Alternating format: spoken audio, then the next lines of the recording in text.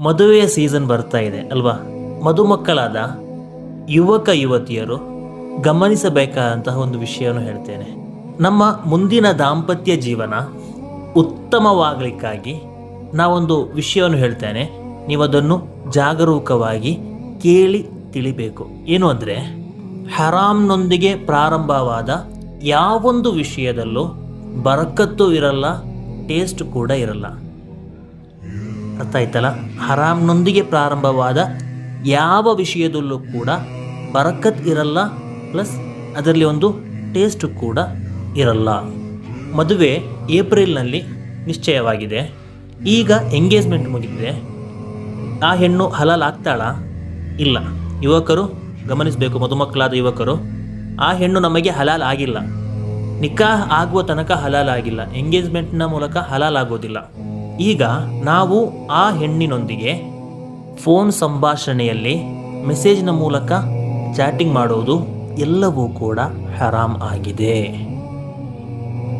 ಮದುವೆಯ ಮುಂಚೆ ಹರಾಮ್ನೊಂದಿಗೆ ನಾವು ಮದುವೆಯಲ್ಲಿ ಪ್ರವೇಶಿಸುವುದಾದರೆ ಆ ದಾಂಪತ್ಯ ಜೀವನದಲ್ಲಿ ಬರಕತ್ ಇರಲ್ಲ, ಟೇಸ್ಟ್ ಕೂಡ ಇರಲ್ಲ. ಇದು ಕೇವಲ 3-4 ತಿಂಗಳ ವಿಷಯ ಅಲ್ಲ. ಮದುವೆಯಾದ ಪ್ರಾರಂಭದಲ್ಲಿ ಒಂದು 3-4 ತಿಂಗಳು ಒಳ್ಳೆಯ ರೀತಿಯಲ್ಲಿ ಹೋಯಿತು, ಒಳ್ಳೆಯ ಸಂತೋಷದಾಯಕವಾಗಿ ಹೋಯಿತು ಎನ್ನುವುದರ ವಿಷಯ ಅಲ್ಲ. ಕಾರಣ, ಮದುವೆ ಎನ್ನುವುದು, ದಾಂಪತ್ಯ ಜೀವನ ಎನ್ನುವುದು ಮರಣದ ತನಕ ಮಾತ್ರವಲ್ಲ, ಸ್ವರ್ಗದ ತನಕವಾಗಿದೆ. ಸ್ವರ್ಗದಲ್ಲೂ ಕೂಡ ದಂಪತಿಗಳು ಜೊತೆಯಾಗಿಯೇ ಇರ್ತಾರೆ.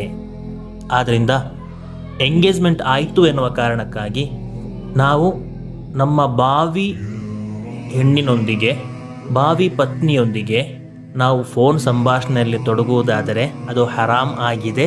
ಹರಾಮ್ನ ಮೂಲಕ ನಾವು ಪ್ರಾರಂಭಿಸುವಂತಹ ದಾಂಪತ್ಯ ಜೀವನದಲ್ಲಿ ಬರಕತ್ ಕೂಡ ಇರಲ್ಲ, ಆ ದಾಂಪತ್ಯ ಜೀವನದಲ್ಲಿ ಟೇಸ್ಟ್ ಕೂಡ ಇರಲ್ಲ. ಆ ಸಮಯದಲ್ಲಾಗಿದೆ, ಮದುವೆಯ ಬಳಿಕವೂ ಕೂಡ ನಾವು ಹರಾಮ್ ನೆಡೆಗೆ ನಮ್ಮ ದೃಷ್ಟಿ ತಿರುಗೋದು. ಅದೆಷ್ಟೋ ಕೇಸ್ಗಳು ನಾವು ನೋಡಿದ್ದೇವೆ ಅಲ್ವಾ? ಮದುವೆ ಆದ ಬಳಿಕವೂ ಕೂಡ ಬೇರೊಂದು ಸಂಬಂಧ ಹರಾಮ್ ಮಾಡುವಂತಹ ಸಾಧ್ಯತೆ ಸಿಕ್ಕಿಯೂ ಕೂಡ ಅದರಿಂದ ದೂರ ಸರಿದರೆ ಮುಂದಿನ ದಾಂಪತ್ಯ ಜೀವನ ಸುಖಮಯವಾಗುತ್ತೆ. ಅದಕ್ಕೊಂದು ಉದಾಹರಣೆ ನಾನು ಹೇಳ್ತೇನೆ. ಮಹಾತ್ಮರಾದ ಯೂಸುಫ್ ನಬಿ ಅಲೈಹಿಸ್ಸಲಾಂ ಗೊತ್ತಿದೆಯಲ್ವಾ? ಅವರಿಗೆ ಜುಲೇಖಾ ಬೀವಿಯರೊಂದಿಗೆ ಒಂದು ಹರಾಮಾದಂತಹ ಅವಸ್ಥೆ ಇತ್ತು. ಚರಿತ್ರೆ ಗೊತ್ತಿರ್ಬೋದು ನಿಮಗೆ. ಆದರೆ ಅದರಿಂದ ದೂರ ಸರಿದು ನಿಂತರು ಯಾರು? ಮಹಾತ್ಮರಾದ ಯೂಸುಫ್ ನಬಿ ಅಲೈಹಿಸ್ಸಲಾಂ ರವರು. ಪರಿಣಾಮ ಏನಾಯಿತು?